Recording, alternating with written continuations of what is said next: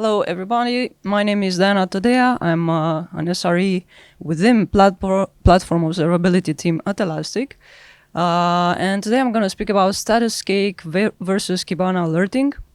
So I'm just going to stop here the first slide and just give you like the full joke. Okay, yeah, I'm an SRE / DevOps engineer that before I used to be within cloud observability team, but now it's rebranded as being platform. So there you go. You have the full joke all there in the first slide. Yeah, I could put / in my LinkedIn CV as long as, you know, it tracks more views and everything. But yeah, let's go. So this is what I'll be talking about today. Of course, I'm not going to bore you with the full description of everything in the first two points. But yeah, I think it's needed if you missed anything about what is Elastic, what's an SRE doing in observability, and then we're going to jump in the nitty-gritty of technical stuff, talking about Statuscake alerts, a new proposition about in-house alerting, what is synthetic monitoring, and how did I use it, and yeah, the lesson we learned as an SRE on-call, and the next steps going forward.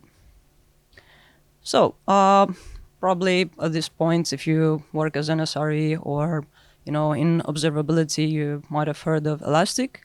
So yeah, we're a search company, and we pride ourselves with the source code that we use. So there are a bunch of values that are not so much as hard-coded, but more like, you know, ideas of how we could live our lives within our company. What I like the best is the one that says we are not perfect, we are human, we are allowed to make mistakes. And going further, like Elastic does like a great event with ElasticOn Global, ElasticOn Tour. Right now they have something on artificial intelligence. So there you go. You have lots of events to choose from within a year. And you could pick your location, go on their workshops, and you could learn a lot of things on different topics. So how does it feel to be an SRE in observability or just an SRE in general? So just like that, it feels like, you know, you're a 24/7 neighborhood watch, just on the lookout for, you know, what alerts might pop in, or, you know, God forsake that, you know, the gods of on-call will kick you with some incident, and you'll pray that it doesn't happen. But yeah, just to not be passive and wait for it to happen, you should do something about it. So yeah, let's try to prevent this. So here's the obligatory slide with what's observability and what features are we, you know, promoting within our observability stack at Elastic. So we aim to search, observe, and protect. Pretty much sounds like, you know, a previous slide, something going with the police in America. Yeah, you know what I mean. Protect. So here, basically, Elastic has one unified stack that is Elasticsearch, and here we combine basically three tools or three solutions: so observability, security, and oops, I forgot the other one. Yeah, so and we aim just basically to provide you with observability solutions. Therefore, right right out of the box within just one solution with one stack. So we're gonna have the APM that you're gonna check for data within your applications. You're gonna use the logs to check your infrastructure, container database, and so on. Then you're gonna use the metrics that will help you build, you know, the dashboards and everything for you to later use and better digest the data, debug the data. And we have the synthetic solution that will just basically explain you the user experience, the user journey, how they deal with, let's say, what are the steps they are performing within a control environment. And then we have also the universal unified profiling, which is basically looking at in your system without application source code changes or instrumentation. So getting to the lesson here, in the past, probably you all used Statuscake at some point. You know what's that? It's an uptime monitoring platform that is really fast in reacting and telling you when your service is down. So this is why pretty much we used it so many years, and this is what we liked about it, that it was popping up really quickly and then immediately recovering when the service was back online. We did kind of miss the fact that we didn't have our own tool, and we are trying to think, okay, how about using an in-house alerting tool for this? It will be better from a management point of view. And this actually happened, not overnight, of course. So it happened with synthetic monitoring when it appeared, and we tried to combine it with Kibana alerting. We did notice immediately right on the testing in QA or dev that it's a bit slower in response than the external tool Statuscake, but we don't mind that.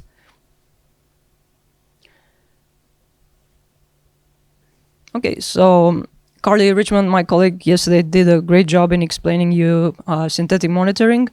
I'm not gonna go fully into that, how you guys should install it, the code inside it, and etc. You could use the resources online for that. I just wanted to briefly touch on that because it has to do with what I'm going to present later on. So basically, you can use synthetic monitoring either using project monitors or the synthetic app in Kibana. So if you use the first solution, the first alternative, basically it's just like injecting YAML configuration files and some JavaScript or TypeScript journeys into the CLI. And then if you want to try with the synthetics app, basically it's an app that you're going to use in Kibana that will offer you different types of monitors, and you could choose from. It has a very nice user interface, like the menu, how you can go step by step. I will cover that later. There is a demo coming in. I just wanted here quickly to stop just to explain the differences of monitors, the lightweight monitors. So the HTTP basically it monitors your website, so it checks to make sure that there are specific endpoints that return correct status codes, and display the correct text. And the TCP basically monitors the services running on your hosts, so it makes sure that the service is accessible and running.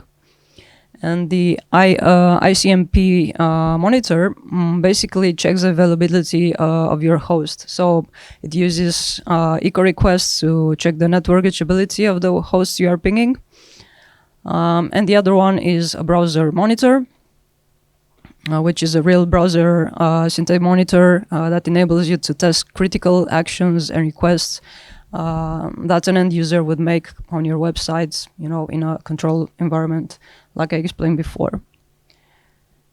What is cool about this, because it's pretty simplified in my head, you could either use it, so project monitors, you basically just go in your CLI, you put some bunch of YAML and code there, and then voila, you get the end result in Kibana in the user interface, and you can just do whatever you want to do in Kibana.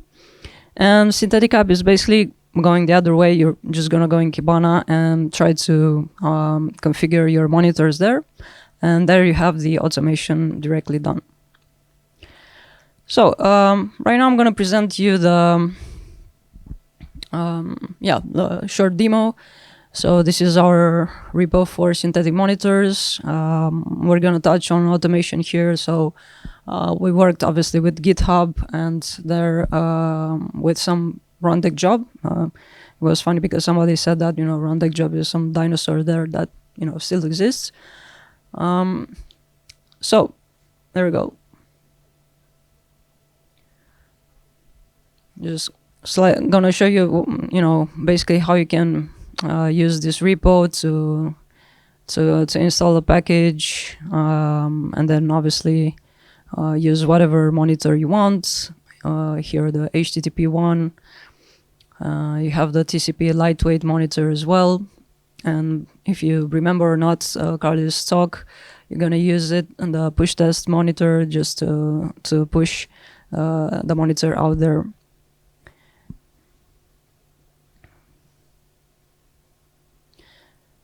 Right, and this is how the rundeck job looks like. It's basically runs with a cron job every 5 minutes, and it's pretty cool because it alerts whenever something is happening.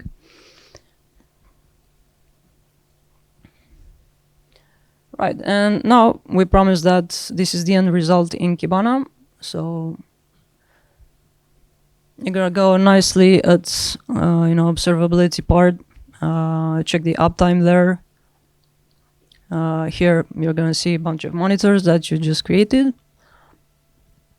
So obviously we have a lot of them. What you're seeing here is the production environment. So I'm gonna basically see a lot of zones and everything.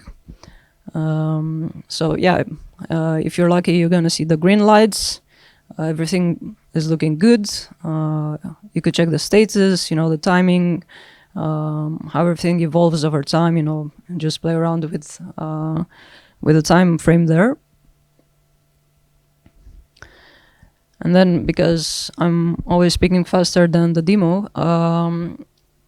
you're gonna see that in case something is down, you can see the error codes and everything else. Don't worry about that. You can debug this either manually or within the tool. So yeah, I'm just gonna click here through a monitor that's actually green. You're gonna see a bunch of information here, the URL, the frequency, the locations, and here I just really advise you to use a tag so that's specific to your project or team. It's really, really useful to identify later on when you have the full list of monitors, which one belongs to your team. And yeah, then if you like graphs, you could take a look a bit more how this runs in time, and how everything works as needed, and history as well. You're gonna see the stats, the trends, and obviously the errors if you have any. So because I was talking about alerting, after the second part, the second flavor is trying to create a rule here. That basically that's the stuff that appears in your Slack channel or whatever you're using PagerDuty that tells you, hey, I have something that doesn't go very well. So we created this nice rule that is called observability deployment check. Basically uses a lightweight monitor, HTTP lightweight monitor, that whenever there isn't 200 HTTP status, we're just gonna trigger an alert that we integrated with PagerDuty and Slack. And here, because I wanted to give you the full flavor, I'm clicking inside to see, this is how you edit it. You could do it, through the user interface, like here, or through the code. And you have different options there, which, will set it on trigger, and different, other filters that you want to use. So this is how it looks in reality.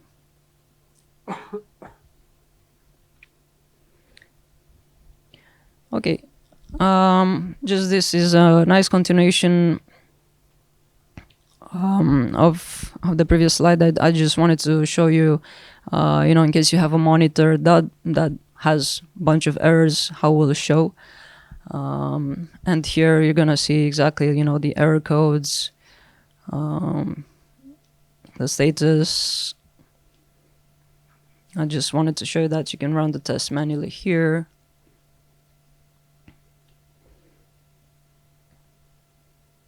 So yeah, so there we go. It's taking a bit because it's live, so you have to take some seconds to view it.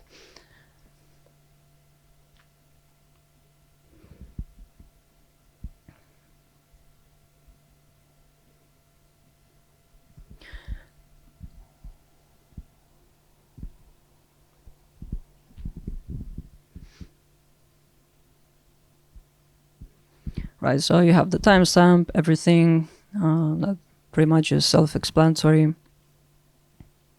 Right now I'm gonna go and edit the monitor just to show you also how this is done. You saw how it was done in CLI. Right now I'm just gonna show you how it's looking on the user interface. So you could, obviously use the request methods and different IP protocols there. You can tweak it as you want it.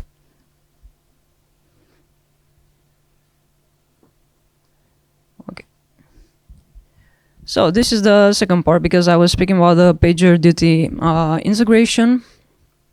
So we were very fine with the test that we had in QA, dev, staging, and then let's do it. Go in production, fine. So it was released in production, everything was fine. It was quite sensitive at the beginning because it was alerting like a lot. And all the on-call engineers, SRE on-call engineers were like, shouting in our Slack channel, hey, what is this? What is happening? Is like, why is it so sensitive? Why we are seeing lots of these alerts? Well, basically because we need to tweak a bit, probably, the time interval that it alerts on. So we kind of fixed that. But then after a few days in production, we noticed that this alert wasn't firing anymore. So we got scared a bit. So we took a look after a bit of debugging. So this is exactly like where you look. Like I showed you in the demo, you just check for the error message, and it's pretty descriptive. It tells you exactly what you need to know. And it was giving us this nice error that's pretty much we didn't know that it existed. So apparently in PagerDuty there is a limitation. You can use a maximum length of 255 characters. So if you are unfortunate like I was, to have this very long title and other descriptions in the alert that took more than that, the alert won't fire. So we had to come up with different, let's say, filter to fix this issue. The filter is in the user interface that you saw before.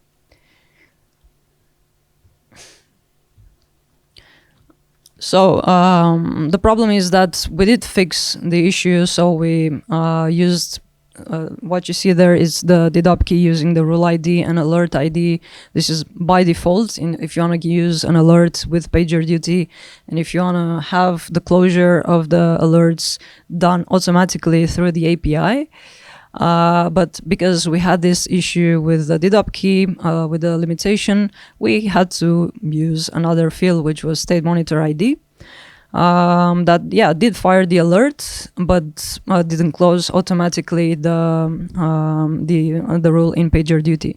So what you see here, it's a manual operation done by the on-call SRE. So he has literally to go in every PagerDuty alert and close it by himself.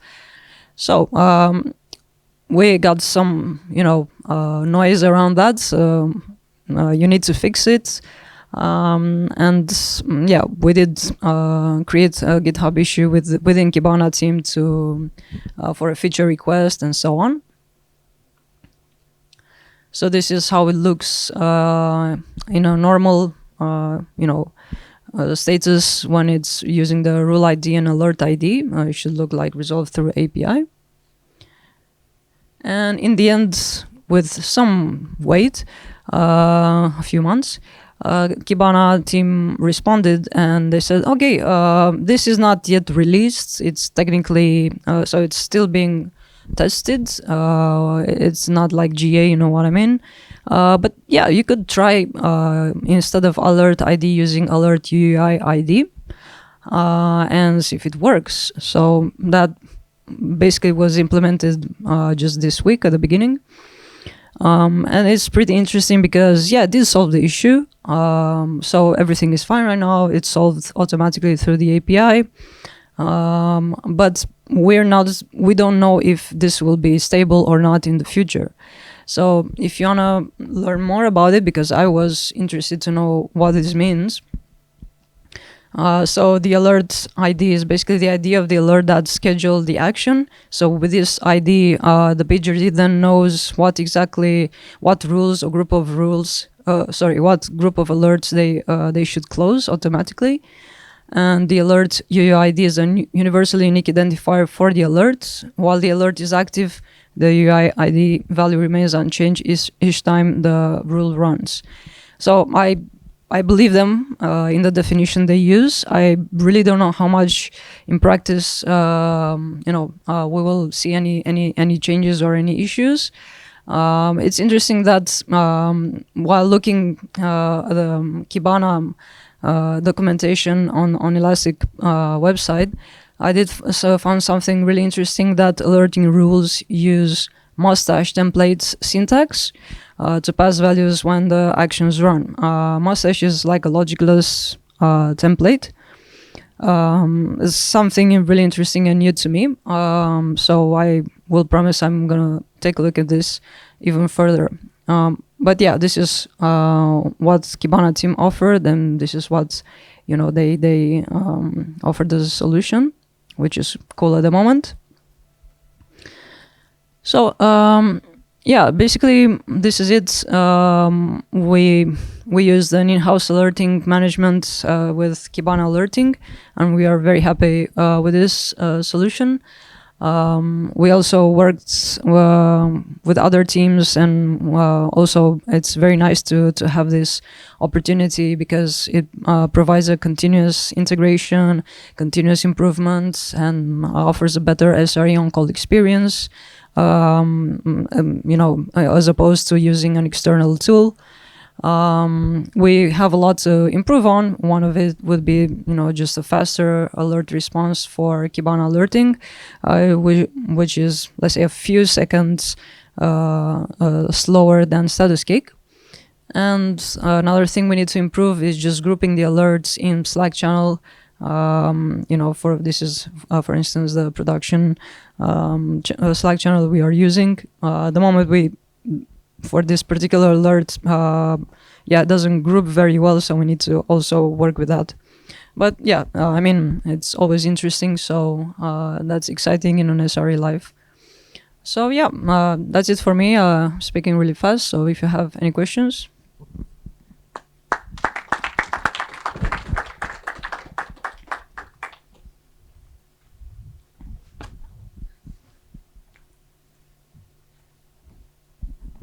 Thanks for the talk. I heard the keyword grouping the alerts.